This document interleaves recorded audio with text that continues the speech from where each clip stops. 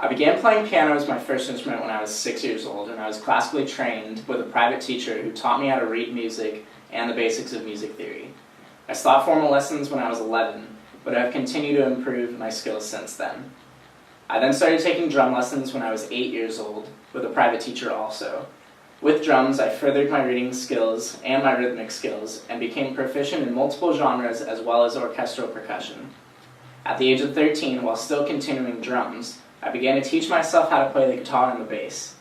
5 years later, I can read music, read, perform, and improvise over a lead sheet, transpose, and am proficient in all scales and modes. I also played bass guitar in jazz band for 1 year and have been playing drums in jazz band for 3 years. I'm also a concert percussionist in orchestras for the past 4 years. Finally, I love to play in rock and roll bands with my friends, as well as a jazz trio that gets paid to play, and I love to write and record my own music while playing all of the instruments. Coming from a very musical family, I've been surrounded by music, especially music technology, all of my life. When my parents started the church youth choir that I'm a part of today, they brought me to every mass, and I was always drawn to sit next to our family friend George, who was the sound engineer at church. At a young age, I learned a lot from George, especially how the different knobs and buttons work on a Carvin C244 mixing board. Today that board is sitting right here as a part of my home studio, and I've taught myself how to use it properly.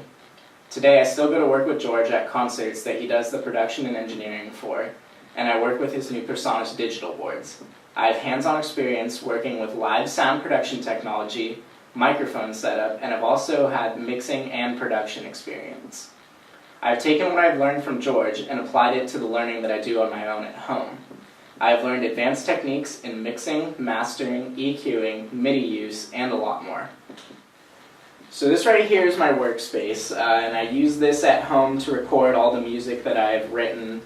And the usual recording process goes like this. So I plug in my microphones to the Carvin C24 mixing board right here, and then I run the right and left channels out into a PreSonus audio box. I then run that into PreSonus Studio One Pro, which I've been using to record my songs for the last year and a half or so. The monitors that I use are PreSonus E5 Studios. My experience with producing my own recordings comes from the fact that I'm a singer-songwriter and that I love to record my own music that I write. At the age of 15, I started writing my own music, and I quickly realized that I needed a way to record all of it to hear how all the parts come together and hear my song as a whole. So at that time, all I really had was a Vox Tone Lab guitar effects pedal, and that had a USB output on it, which I found out could work with GarageBand on my computer.